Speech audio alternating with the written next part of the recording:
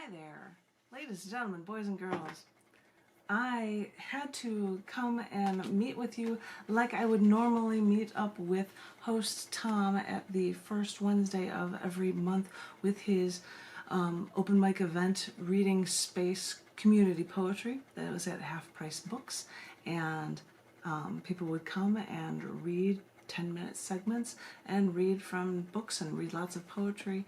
I think I was the one that read from the most books because I would always have new books that were released every year or every month, and Scars Publications had new books that I always was super excited to be able to share with people, including right now, which I feel bad that I can't share with people like Tom in this open space, so I share with you guys.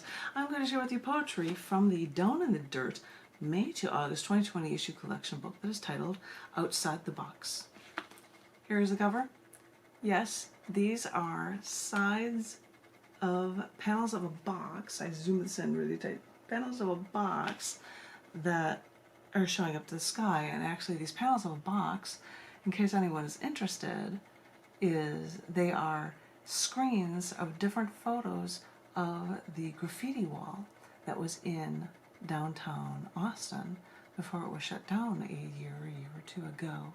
And so I just picked a couple ones of different shots of screens. In fact, one of them says the end, rest in peace dreams, along one of the sides for it. And it's fascinating pieces of graffiti that are always ever changing on this wall that I happen to use as sides of this box that is showing up to the sky, which is actually a shot from an airplane of the clouds in the sky. It just looks perfect for it. So this is the book Outside the Box from Down in the Dirt magazine of the brand new issues. This is an issue collection book, and I thought I would read with you a couple poems from different sections of this book, and I hope you enjoy them.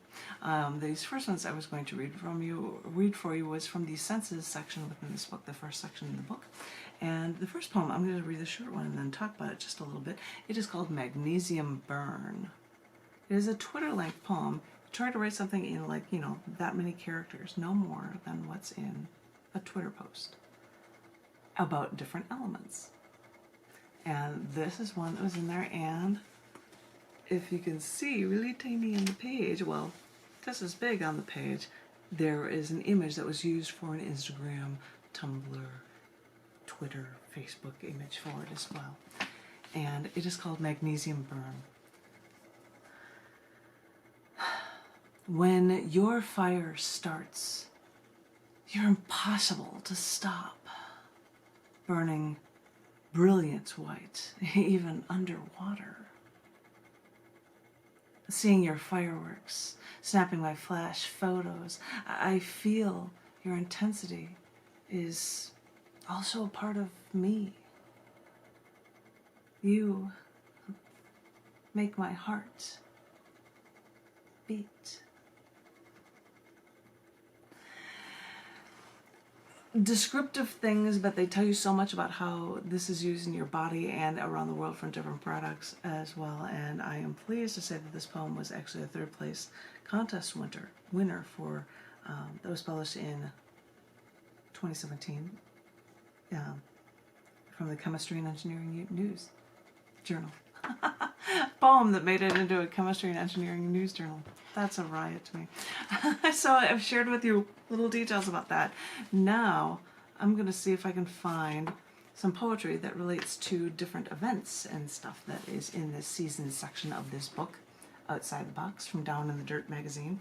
Scars.tv/dirt is the URL for Down in the Dirt. And I'm going to start reading you some poems. This first one is called Overtake Me. Dun, dun, dun. This was actually written, it's really tiny print here, on May 6th during the National Anxiety and Depression Awareness Week.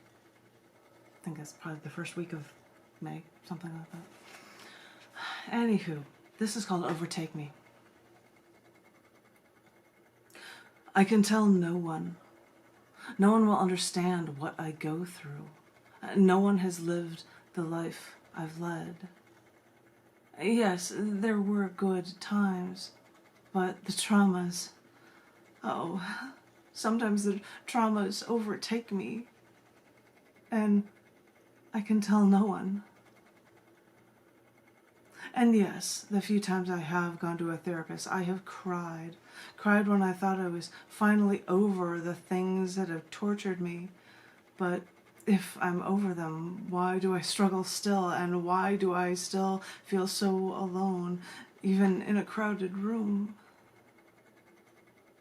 No one wants to hear about the people suffering. They think that life can't be that bad, and they're convinced that I'm choosing to ignore the good things in life. But when demons haunt you, it's hard to look chipper and think that things are okay. It's hard to smile when you walk in the sun and you think that this could be the day a car careens into you to put you into that hospital again when you just try to piece your life together. But since this all started, my life has never been together, and this I can tell no one. Even after seeing a doctor who suggested I could take antidepressant medication, I thought of the vegetables I've seen who live on those drugs and thought, no, I'd rather feel something, even if it's depression, versus feel a muted nothing instead. So these are the choices I make, and these are the battles I take. And about this, I can tell no one. Yes, these walls feel like they're closing in around me, but oddly enough, these walls are the closest thing to me. And since I've got no one, I'm not sure I want to let them go.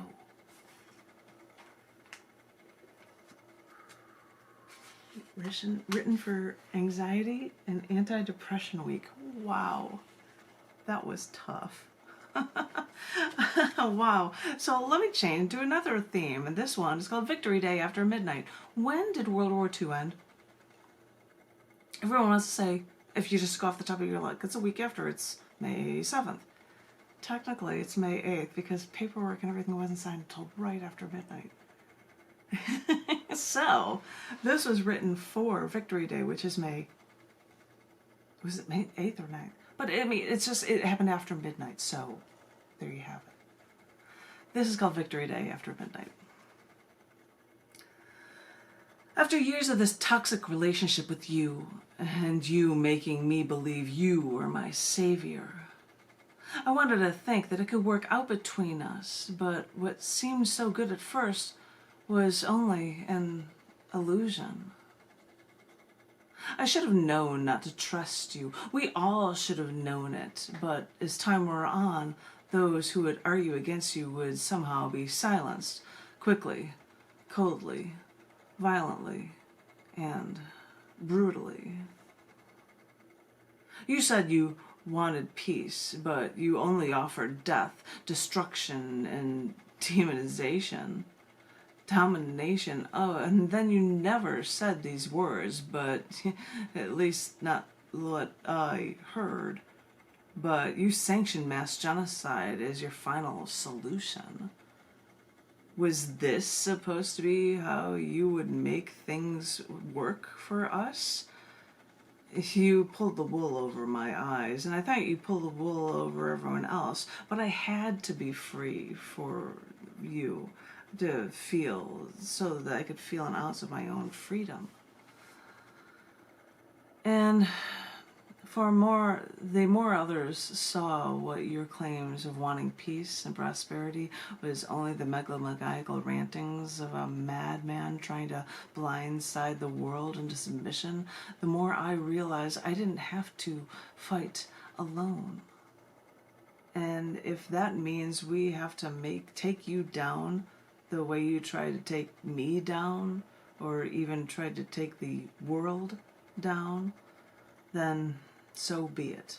Since you don't fight fair, we'll pull out all of our tricks from up our sleeves to make sure your wrath remains nothing more than your idle imagination. And maybe only later we will realize how essential it was to put you down like the animals you assumed other human beings to be. But for now that it's after midnight, let us celebrate that you cannot hurt anyone else anymore. And maybe, just maybe, the world may be a better place for it. So, now that I'm over how evil you once were, just let me celebrate. Just let me celebrate. Yay. Oh, but then, oh my gosh, there are so many different themes of poems here. It's blowing my mind. I would like to share with you a poem that is called Volumes of Flames While the Soul Lives. Guess what? This was written May 10th, and it was written about the censorship on the anniversary of the Nazi of Germany staged massive book burning of un-German books. Gotta get rid of those un-German books. Okay, I'm not German. Uh-oh. I welcome poetry from anyone in CCD and Down in the Dirt through Scars Publications. You can always check it out at scars.tv. But these are just fascinating things on different topics, and this is about the book burnings in Germany. You know, to get rid of un-German books, like this one. This poem is called Volumes of Flames While the Spirit Lives. You claim to be well-intentioned when your only desire was to destroy our spirit. You call it decency, morality, but we call it a lack of morality if you choose to squelch every idea other than your own. You may want to consign to flames hundreds of thousands of books, but there's only so much burning you can get done in one night, no matter how many people you get into a fervor to help you. I don't care what you think, but you cannot burn our spirit. It will remember these books. We will remember this act, and we will remember what you have done to us. You're trying to take away our freedom, which means you're trying to rob our minds. And there are still those among us who cherish reading these books and who revel in reading these books. This is robbery, thievery, that you cloak under what you call good intentions. You think we'll forget, but this is what I want you to remember. Your child's act of destruction is only temporary. Remember this, because I don't care how many fires you set or how many books you burn. You will never destroy our spirits. Remember this.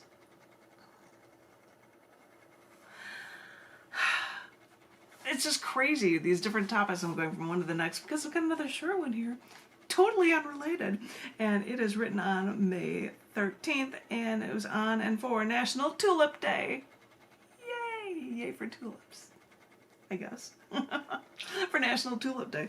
This actually had an Instagram image of a vase of tulips, which is really light in the background, so you can't see it really well. So you'll just have to buy this book in order to see it, because it's in the book. It's available through Amazon or through Scars.tv, and I hope you enjoy all of the book from writing. There's so much stuff in here, 420 pages, get a lot of that. This poem is called Vase of Tulips.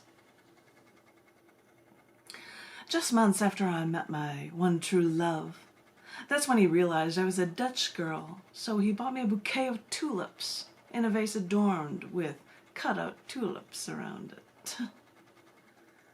I don't know how close his gift was to the day the Dutch celebrate this beautiful tulip, but I keep that vase with all the memories of him tied in with beauty and my ancestry.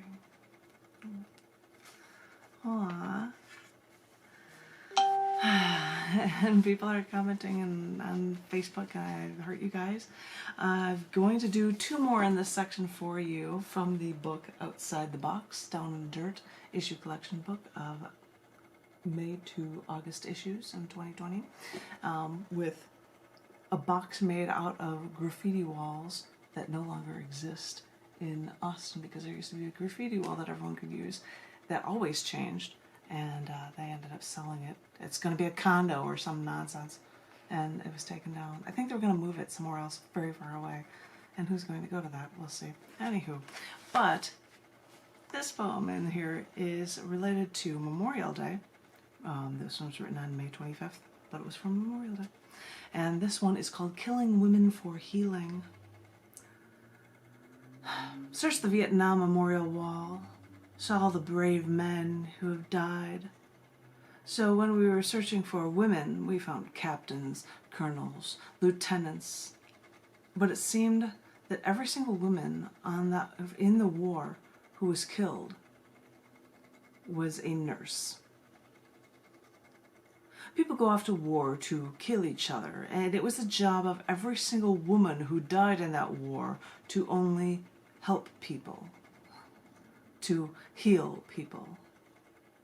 It was everyone's job in that war to kill each other, and it was the job of these women to heal them. Intriguing dichotomy, isn't it? How even in war you need to be reminded of being well. And for these women, and for this, these women were killed. Many can talk of the injustices of war, but it's only poignantly appropriate when women are killed only for trying to heal. That one also happens to have an Instagram image of the traveling wall that was in Kenosha, Wisconsin at the time, to relate to that. And if you want to see that poem and that Instagram image in greater detail from this page, you will have to get the issue of this book, available through Amazon. You can also find it at scars.tv. I'm going to share with you one more poem from this book in this section. I hope you're enjoying yourself in these crazy themes of different events with different styles for every single piece. Wow. This last piece is called Unity for Humanity, and it was actually written on May 23rd, which was written on and for the Declaration of the Bob Day. That is B-A with an accent over it. B. It's not the first name, Bob. It's not my brother's name or my friend's names. Anyway, check it out. This poem is called Unity for Humanity. Sociologists call religion a cultural universal. And religions usually start with a leader, a messenger spreading the word about an enlightened state of being. Now, for years, I performed shows monthly at the Baha'i Faith Center, and only after my shows end do I stumble upon the founding of religions and the celebration of the man who was the precursor to the Baha'i faith. Because one man who called himself the Bab, is the title meaning the gate, he led the religious belief of the unity of humanity. Because the teachings of Babism is seen as a threat, and because the teachings of Babism were seen as a threat in the Islamic clergy, followers were brutally persecuted in Persia. So, considering what Ali Muhammad Shirazi did, and all that he had meant to actually consecrated to the connectedness and the understanding, the Baha'i decided to declare that the Bab Day was one of the 9 holy days. At this point, you may hide behind religious prejudice and think that you don't need to hear about another quote-unquote religion. But the Baha'i believe in social teachings that stress the equality of all humans, regardless of gender, race, and class. And if the underlying premise is to stress unity for all of the world, then, being religious or not, you have to hear these words and then nod your head and approve. Okay, you guys, I hope you have enjoyed this reading. That was the first reading from the Senses section of the Down the Turt May to August 2020 issue collection book, Outside the Box, which has a lot of material that probably is outside the box. I hope you've enjoyed that. If I have time, I would like to be able to share more poetry with you from this book, and I hope in these COVID-19 corona times everyone is remaining safe. I hope every poet out there is remaining poetically inclined, and I want everyone to know that you guys are all loved. And thank you very much for listening. Thank you very much.